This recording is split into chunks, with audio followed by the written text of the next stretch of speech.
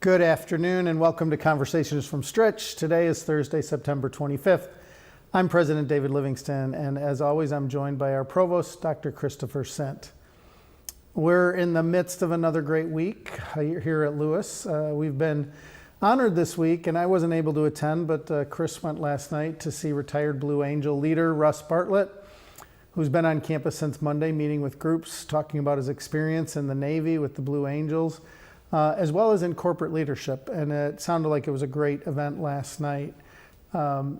This week's Community Hour featured leadership workshops with Russ Bartlett, as I mentioned, our annual Wellbeing Fair, along with meetings with Data Science Club, the Flyer Photo Club, the Marketing Club, Political Science Gathering, Spin and Core classes, and a Success Lunch, Lunch and Learn, and of course we had Mass and the community meal that follows the Mass on Wednesdays. Just a quick update, as we've talked about, I think it was 2 or 3 weeks ago, this will be my last year as president of Lewis University. The community will in many different forums, but we wanted to make sure you heard it here as well, that there will be a meeting. Our board chair, Tim Farrell, as well as representatives from AGB Search, who is going to be the search firm, will be on campus October 1st through 3rd. They'll be meeting with faculty, staff, and students, as well as other members of the community, including those members of the communities both in Romeoville and Uptown. The conversations are intended to help to pull together a profile for the position. So what do we want in the next president? During these sessions, AGB Search will invite reflections on the qualities, the experiences that you believe are most important for the next leader of Lewis University. The schedule will be available and distributed soon, and there will be an opportunity to provide feedback in an online survey, but also each of these sessions, as I understand it, will be hybrid, so you'll be able to join in person, either in Uptown or in Romeoville or online for those sessions. So I just would say this is probably the most important time for the search, for the community to give feedback. There'll be other opportunities, but this is the one where you really get to say, here's what we want in the next person. So anyway, there's other things going on campus, Chris, so maybe you want to share some of that? Yeah, hello everyone. It's been a great week. As President Livingston said, I really enjoyed Russ Bartlett last night. He was both just an incredible life and incredible career as a pilot and as an executive, and he had some real great wisdom about organizations and groups of people who are really under high stress situations performing really well, as the Blue Angels do. I think it was wonderful to see so many alums from aviation there last night, as well as our students learning from Russ. And as you said, he did many things this week and touched different groups at different times, including from the College of Business. Lewis, so some news. Lewis has been ranked, as we typically are, in the top 30 best regional universities in the Midwest, as well as being a best value school, according to U.S. News and World Report. We also received several other recognitions in the rankings, including for specific programs, the undergraduate computer science program, the undergraduate engineering programs, the Bachelor of Science and Nursing programs, the undergraduate psychology program, and the category of best colleges for veterans. So we're really pleased with those rankings. We know there are a lot of rankings out there that we get connected to, and we try to track them, but also hope that those ranking systems are somewhat useful to people thinking about college. Congratulations to Dr. Kim Duras, professor of psychology, who has been awarded a $278,000 grant. We've announced this once before because this is phase 2 of a multi-year grant, but we're always happy when the funding really comes through from the Certified Alcohol and Other Drug Counselor Workforce Expansion Program, which is funded by the Illinois Certification Board and the Illinois Department of Human Services Division of Substance Use Prevention and Recovery. It provides scholarships, internship stipends, and comprehensive support for individuals pursuing the Certified Alcohol and Other Drug Counselor certification. It aims to combat workforce shortages and overdose crises by growing the number of trained addiction counselors, support students by reducing barriers to the resources they need to begin their careers. As a CADC workforce expansion program, Lewis University students are eligible for financial aid with tuition, internship stipends, textbook reimbursement, technology reimbursement and costs, transportation expenses, and dependent care fees. So really comprehensive support for our students who want to go into that field. Our wonderful accredited clinical mental health counseling program develops students as counselors, scholars, and ethical professionals by providing them with knowledge of relevant areas of clinical mental health counseling. That program, the alcohol program, is part of substance abuse program, is part of that clinical counseling, and we're delighted that we've developed this specialty through Dr. Duris's work. A couple things coming up in a couple weeks to remind you of, to mark your calendars for. The Mesa Dia Ensemble will be performing spiritual music by seamlessly blending classical and contemporary styles at 7:30 p.m. on, I believe it's October 5th, in the Lewis University St. Charles Borromeo Convocation Hall. The Mesa Dia Ensemble is dedicated to preserving and promoting the tradition of sacred music. Its performances, characterized by musical skill and spiritual meaning, have captivated audiences both in Bosnia and around the world. While the ensemble is committed to reviving traditional musical forms, they also embrace the opportunity to create innovative compositions that reflect modernity, offering a unique fusion of the old and the new. I'm really looking forward to that. And please check your calendar for that's on the Arts and Ideas calendar for that specific date. The Arts and Ideas provides cultural and educational programming for students and the community, and we're delighted for all of the work that it's featuring this semester and next semester this year. A reminder that the Philip Lynch Theater will feature Alice Childress's Trouble in Mind, which follows a talented Black actress who lands a leading role in a play called Chaos in Belleville, an anti-lynching play heading to Broadway. A cast of multi-generational Black actors rehearse under the purview of a white director and stage manager, and as the rehearsal process unfolds, theater conventions and racial politics collide, resulting in a surprisingly funny yet deeply piercing look at the entertainment industry. So that runs October 3rd through 5th and October 9th through 12th, and you can get tickets now. We always look forward to Lewis University's annual Peace Teach-In, which will be October 13th through 15th here on the Romeoville campus. This year, over the course of 3 days, 14 sessions will analyze the intricacies and challenges of the doctrine of discovery, the experience of indigenous peoples, and who is considered truly American in the United States. The Grove Memorial event will feature Sarah Augustine, former director of the Community Peace Center of Central Washington and the author of a book called The Land is Not Empty. So those are coming up, but we have lots going on this week. We do, and it's always, we're trying to help people to kind of plan their calendars, as you said. So some things that are 2 weeks out, 3 weeks out, but we want to, like, as you have to plan your calendar. And then, of course, we have events this week. Tonight, we have, or this afternoon, right after this, the Accounting Networking event is occurring over in the flight deck just, soon this afternoon. Leaves of Hope, which is a suicide prevention presentation that's happening at 3 o'clock this afternoon. And then BSU Self-Care Fest, as well as the Latinx Testimony Project. Its second session. Went to the first session of that a couple weeks ago, a week and a half ago. And then tonight, if you get an opportunity, I unfortunately have a dinner I have to be at tonight, but I would highly recommend the open mic night over at Embers at the Tap House, 7:30 in Lockport. Grab a group of friends, get in the car, run over to Lockport, listen to some of your fellow students, and maybe one or two of your professors get up and share some comedy or poetry. It's a really great event. Tomorrow we have a vaccine clinic that's going on at noon tomorrow. So stop by and get vaccinated. Really important for our community health as well as for your family. There's a Safe Zone Ally training also going on at noon tomorrow, and the Mass is at 3 o'clock in the afternoon in the chapel. And then tomorrow night, Lewis Women's Lacrosse will have some friendlies.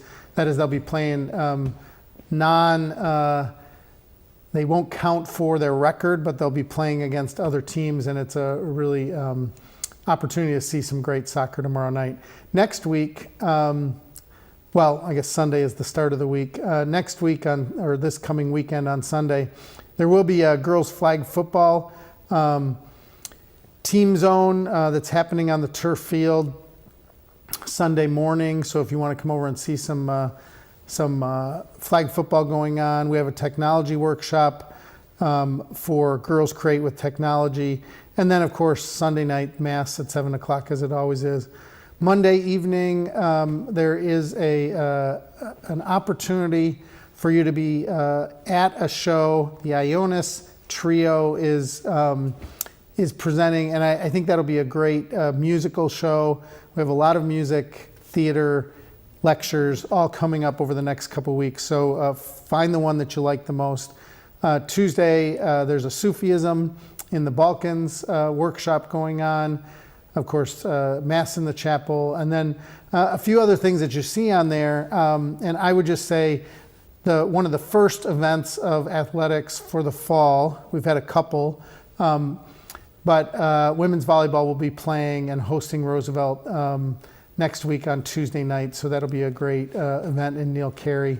I also want to mention, this was in other things, but just athletically, I think we said it last week, but men's and women's cross country competed in the Catholic, and for the first time we beat Loyola, and we finished second to Notre Dame in both in men's and women's, second and third, and it was just a really incredible showing from Catholic schools from all over the country. So, just some great stuff. Next, we have other events happening next Wednesday on Community Hour. You can always look up that for next week. But a lot, we got a short film series.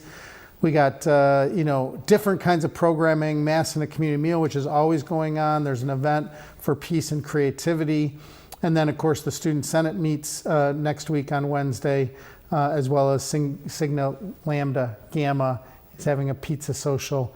And, of course, if you like to puzzle, you can always come over to the Gaffney Center and do a little speed puzzling. So lots going on, lots to think about and figure out how to fit onto your calendar.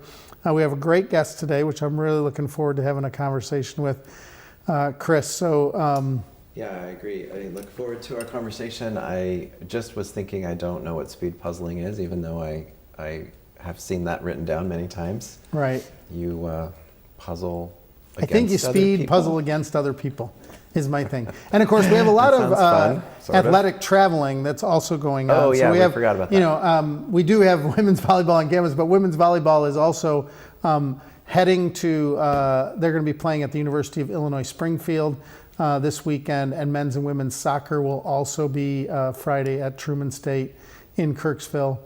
Saturday, women's volleyball will be down at Quincy, another important match for the beginning of the season. And Sunday, men's and women's soccer will be traveling to William Jewell. So a lot of travel going on. We don't want to forget golf. They're traveling to the Gildas Club Laker Invitational. So just, that's stuff that you can, and I do want to just emphasize, people can follow the sports teams on our website. That's right. So if people, your friends, people in your class are on a team and they're traveling, pay attention to it. I would say that to both, students, faculty, and staff. I think it's really great if you can say, I saw you won, even if you just check the scores and say to the students, you have 3 people from women's volleyball or women's soccer, or men's soccer, golf. If you can say to them, I saw you won this weekend, congratulations, well done, that kind of stuff helps a lot. Yeah, it's a great reminder. It seems like we have a lot more, just to the way that our seasons have worked out. There's always a lot of travel at the beginning of the year, but even in our league play, which is going on now, we're starting on the road. And so that's a great reminder that the GLVC conference has has a way to log in and watch these contests from our homes and our computers, so please do that. A reminder before I introduce our guests that you can always write in questions and get them into our conversation if you use that email at the bottom of the screen there. Ask us at lewisu.edu, and we will try to get your comment or question into the conversation.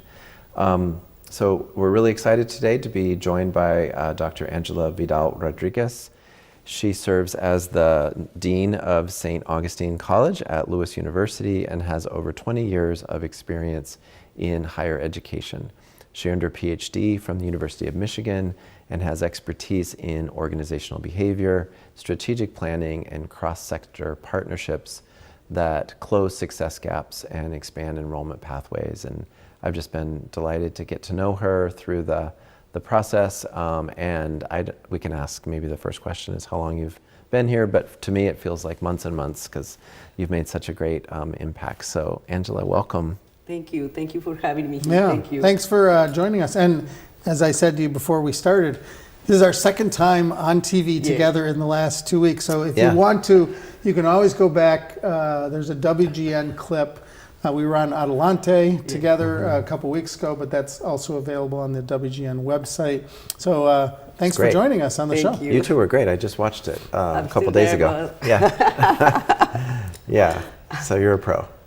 Thank you. So one of the reasons, we want to talk about a lot of different things, and thank you for traveling to the Romeoville campus where the studio is for this conversation today. We just want to get to know you, or the community to get to know you a little bit, maybe to start. So tell us, I mentioned that you went to the University of Michigan for your doctoral degree. Tell us what you studied. At the University of Michigan. Yeah. So I studied higher education, and the concentration is organizational behavior. Okay. And I studied higher education, but because I was working in higher education for at least 6 years, and I loved it. We do have impact in the students, we do transform lives, and I had a mentor who studied higher education and said, why don't you study the system?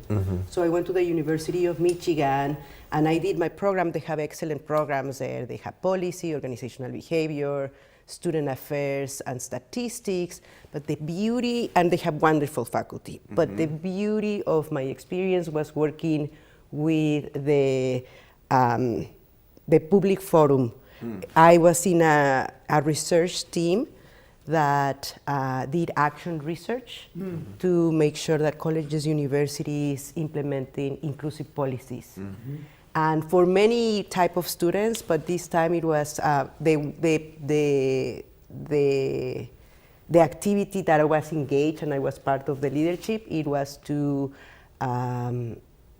make sure that colleges and universities were welcoming and inclusive for undocumented students when before DACA. Yeah. So it was really interesting to provide research for them. We had to gather a lot of information. There was a time that we didn't have a lot of information about this population, about what other universities were doing to make their campuses more inclusive.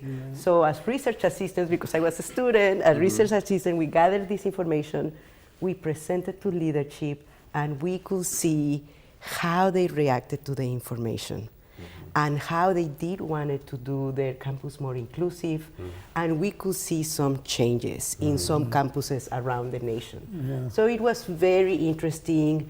We always work with students making movements in the campuses, and we work with the community partners. We work with experts, and it was really interesting how everybody was thinking on how we can do these campuses more welcoming and including their voices. So it was great. It was great to work. And you lived in Ann Arbor? I lived in Ann Arbor for 4 years. Yeah, that's a great city. Yes, it's a great city. I really and love that's when Ann my Arbor. daughter was born. So she's wonderful. from Ann Arbor. Yes. Yeah. My daughter and daughter-in-law went to Michigan, and so we used to visit them up in Ann Arbor. It's just a great community, great university town, just wonderful. So tell me a little bit about then, so, whether you want to go all the way back, but, before and after, but what are some of the positions you've held before you came here? So roles that you've had in at different universities that kind of led you up to wanting to apply for the dean's job here? Okay, the first role that I had, it was as an academic advisor. That was my entrance to higher education, as an academic advisor for a TRIO program. And these programs help students from underrepresented backgrounds to go through college. And that's what got my heart. Yeah. Because I was advising them, I was their partner, and I could see how they grew, and I just wanted to do that. And then I became a coordinator, then a director of the programs. That it was really interesting because I saw how much management and planning and organization comes to the back end of the education also, and how that intersects with the academics of the students. So that's when I decided that I wanted to do higher ed. And then when I finished my doctorate, I applied for diversity, equity, and inclusion positions, because all my experience had been helping non-traditional students to get their degrees, and that filled out my heart, and I loved it. So it also sounds like your research project at University of Michigan supported that so much, because you must have learned so much that would help in a job like that. Yes, they did, and I think that's what they also accept me. It was very aligned to the research institute that I was part of. Yes, and so I wanted to keep making colleges and universities more inclusive.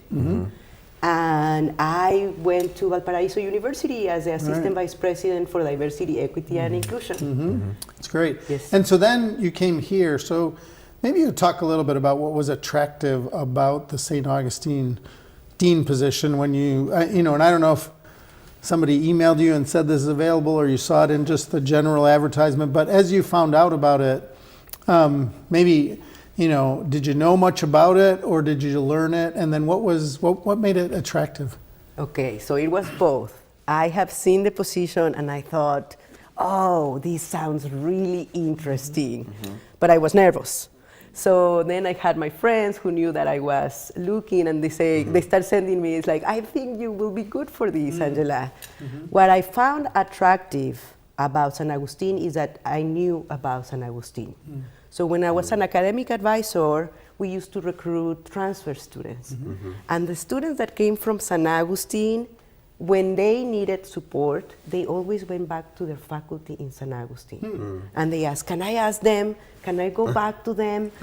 And I thought that was impactful, because they always felt supported, even when they were in another institution and at a different level. So I thought that was good. I knew about the mission of San Agustin, helping the Latine community and the bilingual service that they provided, and I admired that. And then I learned that they had become part of Lewis. So I started researching Lewis. Oh, right, And I learned about the Lasallian values. And one of your values is equity.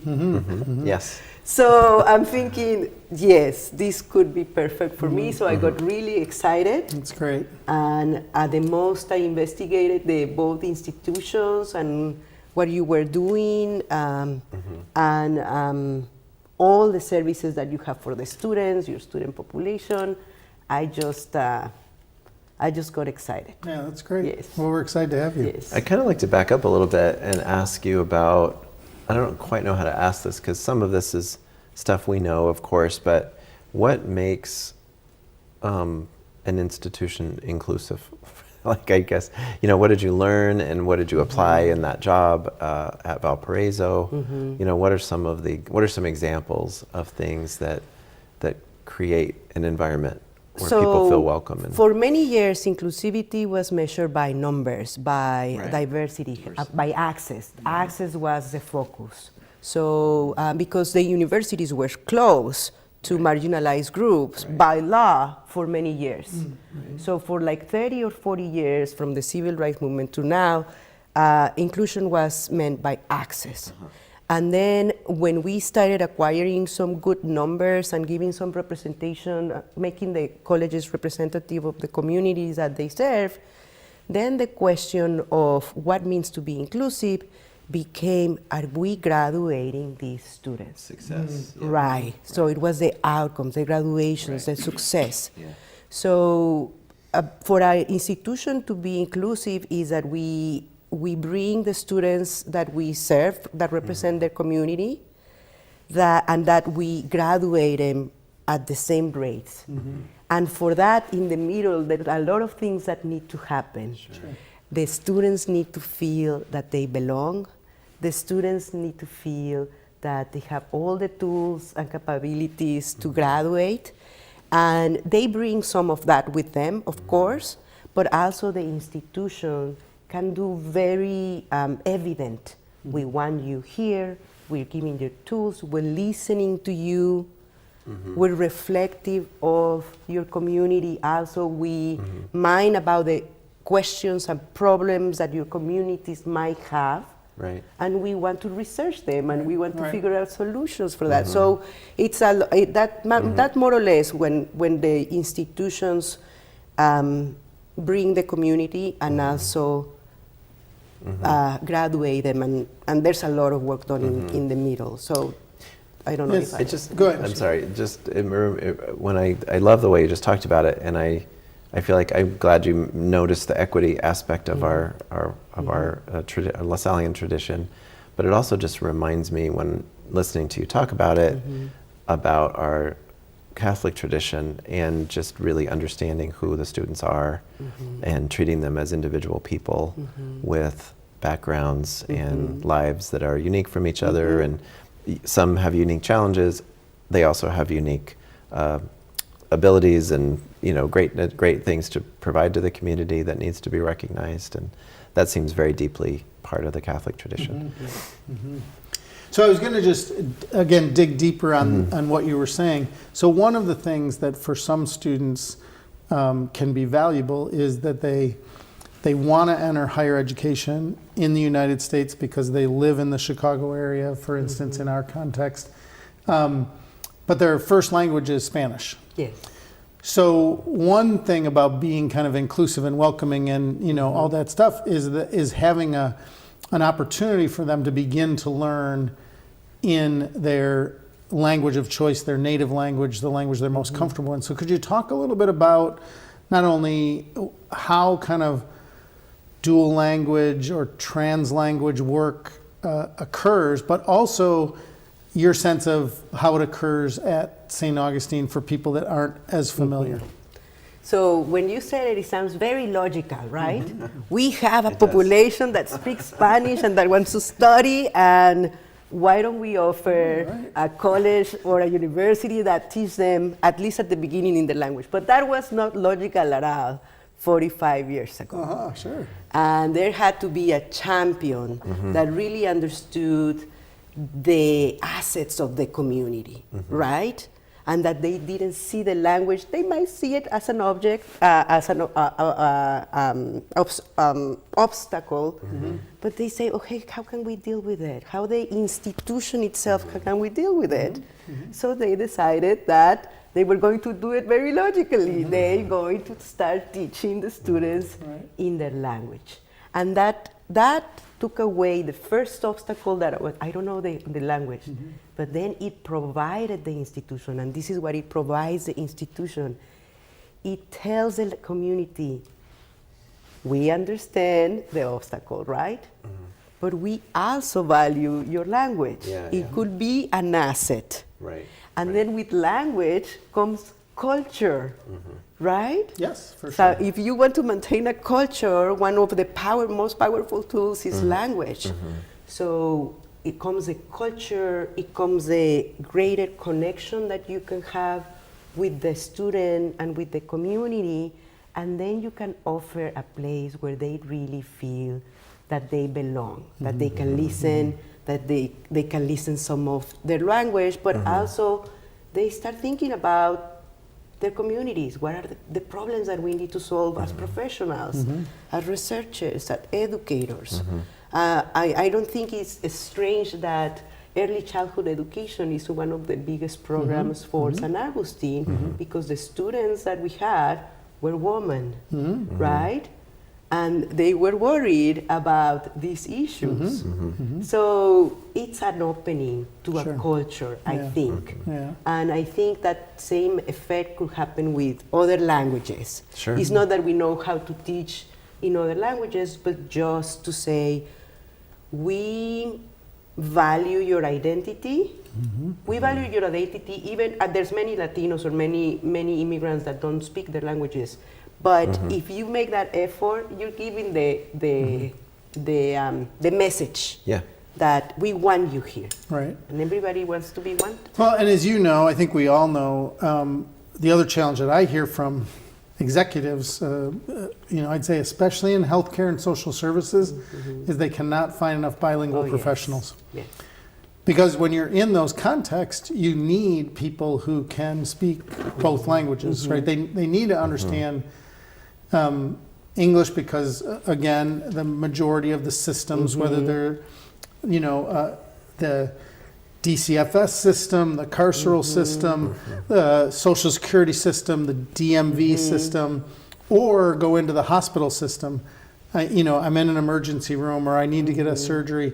All those, everybody wants people who are bilingual because, especially in crisis, what I hear from people who, work either in the social services or in healthcare, in a crisis mode, you can't just, well, let me get you on the phone and have you talk to somebody. You want somebody in the emergency room. Yes. You want somebody that's a police officer. You want somebody that's a social worker. You want somebody that's a counselor that has that skill set. So I think bringing professionals in whose primary language is Spanish and then allowing them to become professionals in this whole variety of fields is such a value to society. Yes. It really is. And what you mentioned is like, you need understanding. So you're talking about health and about security, right? Yeah. You want to be understood and you want to understand what's Very- happening. yeah, so very that, clearly and that very specifically, clearly. yeah. So it's also very intimate It's very. of my health and tell me what, and also creates trust, Yes. right? It's a create trust that you're being understood. Yeah. Right. Yeah. And And it really is developing that trust and that care for the family system, because sometimes somebody could come into an ER and maybe that person, let's say a 20-year-old who got in an accident, they speak perfectly fine English and Spanish, but their parents who are there, who get called into the emergency room, want to understand what happened to my daughter, what happened to my son. Yes. And have to make And they need decisions. somebody to make good decisions, Yes, right, yes. about what's happening. Yes. So it's a really, I think it's just a really important aspect, and I'm so proud of. I'm proud of the plazas. We, just celebrated a memorial of Dr. Carlos Plazas. We mentioned that in a previous show, but their vision to create this, as you mentioned, over 4 decades ago. And now the continuation of you as a leader, but all the professionals that are involved in Uptown and throughout really the Lewis University system that are really caring for all of our students and families in that light. Could I ask a little bit about the English language side from your perspective? Something we talk about a lot. How does the kind of St. Augustine approach help people through that transition into taking courses in English? And one of the aspects of being bilingual or going through this is being able to communicate in 2 languages, which is incredibly challenging while you're also trying to learn how to be a nurse or how to be a respiratory therapist and all the technical things. So how does that work in terms of helping students feel confident in 2 languages? Well, I think that when they see themselves capable in the content matter of that, helps them to see themselves capable with the language, right? Yeah. So that's the beauty of starting with Spanish. I'm capable to acquire these higher skills. I know that I'm capable, and at the same time, the English is coming. Yeah. And suddenly, they get empowered to do both. And I think one supports the learning on the other, and the other learns. Yeah. This. And then, if you think about it, being in the United States and acquiring your English skills at the same time, but just the English skill, is valuable. And if you talk to some of the students that are coming in that are not bilingual at the beginning, they also want that skill. But they're also very nervous about how to acquire. Language could be very difficult to acquire. And there's Well aware of how difficult it is. I butcher the Spanish But language. I think it works well. Yeah. It works well in that sense that as we show them that they are completely capable and that they trust that they can advance in this way. It's really taking that first step, because I think one of, just like with any learning, but languages and things like that are especially true, that we need structure, we need someone to talk to in English, we need, like all these things that a college experience provides, class, and to have people to talk to who you can demonstrate your expertise in English, and they recognize it, and that you can see somebody actually understanding what you're saying, all that little stuff that is hard to do when you're all by yourself working a busy job and not being able to practice. But also in a safe environment where you feel like you're respected, right? Right. I can make mistakes. I can speak. You acknowledge, that's so much better than last week, but also this safety of then taking that next step. Because I do think linguistics, language itself can be for so many people something that they're embarrassed about. Yes. And therefore, people they feel like they can't be the person they really are inside. Right? They have all this incredible professional knowledge. They're an amazing person, and they feel inadequate. They feel humbled by that prospect of speaking in another language. And when you can have a safe environment where you can learn, and people really respect you, and you know that as you walk through those doors, whatever I do here today, people are going to treat me with respect. It goes a long way. Yeah, I think so too. Yes. On Monday, you participated in a panel on linguistic justice. Right. Do you want to share a little bit about, I think that's essentially what we're talking about right now. So do you want to share anything you said or learned about what that, and it might be helpful for the audience to know what that expression means, linguistic justice.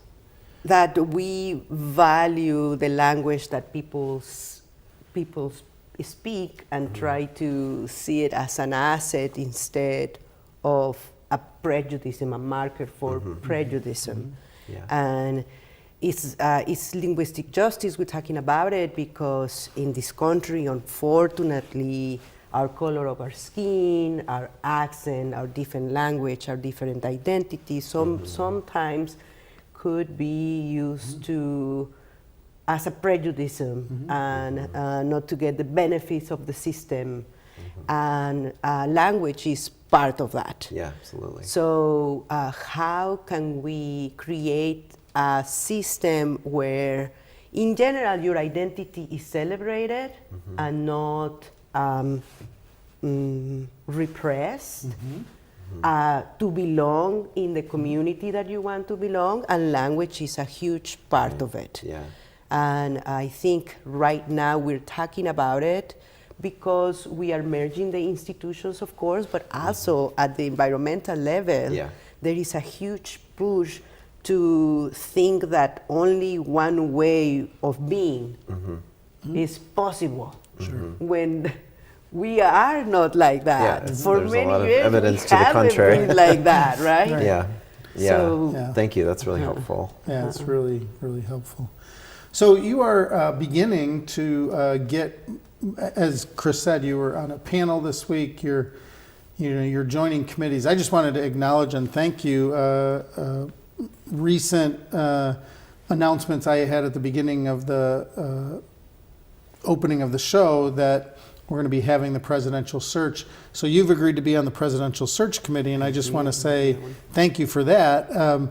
There's so many ways in which you, again, as Chris said, it's only been a few months, but you're very engaged. You're becoming very engaged in being on panels and being on committees and being in leadership roles. But this is a really significant leadership role. So I just wanted to say thank you for agreeing to be on the presidential search committee. It's It's strange for me because obviously you're replacing me, but it's also it's exciting because I really think we're set up for exciting things ahead, and I think your vision, all that you've shared with us today, really position you to be able to help the committee to think through, what is the future of a university in the United States? Not only your higher ed background, doctoral work, but also all the experience you have. I think it's just really valuable. So thank you for agreeing to do that. Thank you for inviting me. I feel very honored. And I just want to kind of follow up a little bit, or expand on that a little bit about the future. We've talked a lot about, in the Lewis community and on the show, about becoming an Hispanic serving institution over the last 2 or 3 years. There is a statistical definition of what that means in terms of student population and so on. But we've also talked about the S in the HSI a lot in the community in the last couple of years, as you've been, before you came. But I just want to be really clear, because I know it's confusing to our internal community, that one of the aspects of being the Dean of St. Augustine is about the St. Augustine campus, but it's also about being a leader in our community around what it means to be an Hispanic serving institution for the entire Lewis community. And so I just wanted to get your perspective on what servingness means to you. And you can talk about St. Augustine, because I know you've had your sleeves rolled up a lot with St. Augustine in the last few months, but about what it means for all institutions, or any one institution, to be truly serving. I just want to say something. In my interview with Dr. Sin, he's like, Angela, you're going to help us with servingness. And he brought a book of servingness, like, this book, right? And I said, yes, I do know the book. That's so nice. that speaks loud of the administration and the focus on servingness. Not everybody that you go and tag, like, do you know about servingness? So I appreciate it a lot, that. So servingness. When we were talking, yes, it's a statistical number, so we want to bring Latinos to our campus, right? And the concept of servingness is we want to bring them and we want to graduate them. We want them to be successful. And it goes a little further than that. We want them to realize that their identity is an asset in the educational and the professional experience. And what it does is ask the universities, what can we do to provide that environment? How can we revise our policies, our practices, our behaviors, our attitude to provide that policy, so they really feel that we appreciate their identity, their cultural identity that they bring, and that can be applied to many, many groups. And how we tell them, your identity enrich our knowledge, enrich the activities that we do. So there's a spectrum of servingness, right? So that's at the maximum spectrum. When we graduated with the same number of students that we have, at least at the same rate of the average student, and then that they feel that the university taught them how to embrace their identity. And this is very interesting, because the society in the United States and maybe in other countries in the world don't do that for many groups, right? So it's offering a different way to think about the identity and the culture of people. Right.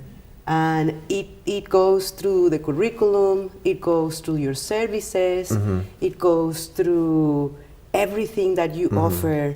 How can we do that? How can we that's the servingness part. How can we transform ourselves to serve the students that we're getting through the pipeline? Which, again, a lot of the specific examples are things like, you mentioned sort of like the way we teach, the way we value students' contributions in the classroom. It also might mean an ability to speak to parents in Spanish, to use that hospital example. It's true at universities too, to be able to have that language be possible and accessible to especially families, but also to students. There are endless examples that elevate and recognize different cultures. And maybe that's one other thing to dwell on is that typically servingness strategies at universities serve all students because they are really about belonging and making, they're techniques that typically we should be doing with all students, and so we end up doing that as a result. So. Yeah, and I think just to, I guess, extend that, when you begin to have that servingness mentality, it really is about trying to it doesn't matter whether you're in the financial aid office or you're a tutor in the writing center or you're a coach or a faculty member, putting yourself in the shoes of that student and trying to say, what will help me to learn? What will help me to thrive? And I think what you're saying, Chris, is, we have this Hispanic serving institution, and Hispanic is the modifier, but when you become a serving institution that really has servingness, then whether somebody has challenges with seeing, or whether maybe they speak Croatian as their primary language, or they have some way in which it's difficult for them to get around campus. If you put yourself in the shoes of that person, then all of a sudden the institution as a whole gets better because we've spent time on thinking about how to serve Hispanic students. We're also thinking about how to serve every student and every member of our community, our colleagues. We get better at all of that. And I think that's a real incredible value to any organization. Because we want people to feel that they belong, right? And we want their families to feel that they belong. Because again, it's the same thing about the emergency room. The student might feel totally comfortable, but if the parents aren't comfortable with the financial aid package and they can't read all the fine print, that can, because it's all in English, that's a real problem, right? Because they're helping to pay for the education and they need to understand how much it's going to cost and what the scholarships are and all those things. So there's just, when we start thinking about that, and I know both of you spend more time even on it than I do, but I think as an administration, we really care about that. And I think your leadership at St. Augustine, and I think this is the point, is going to continue to help us to be a better serving organization, not only for our Hispanic students, but for all of our students. Yeah, we're really grateful for that. And I think that's what I've been learning for these weeks, is that I'm not doing it alone. I'm not doing it alone. There's a community here that have student-centeredness, and I see servingness like radical student-centeredness in mind, and I'm very excited about that. I'm very, very excited about that.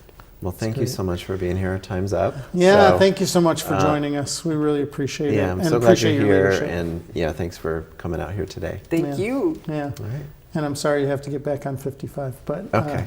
We won't emphasize that. So I just want to say thank you to everybody for joining us today, whether you're joining us live or you're watching this a week from now or 2 weeks from now. We're really grateful that you're joining us. We're so grateful to Angela for sharing all of her wisdom and insights, and we wish you a wonderful week. Many blessings to you and all those that you love.